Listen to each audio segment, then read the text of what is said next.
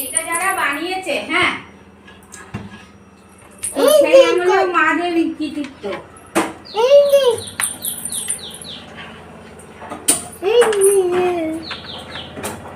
বাহ, কি সুন্দর লিখছে।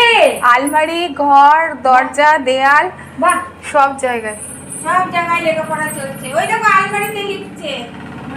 বাহ বাহ, ওর আর একজন যাচ্ছে লেখাপড়া করতে। চারিদিকে তো ড্রয়িং হয়ে যাচ্ছে।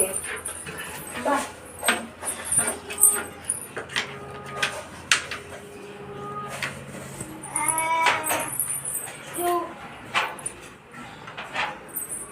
ঠাকুরের সামনে লিখছো?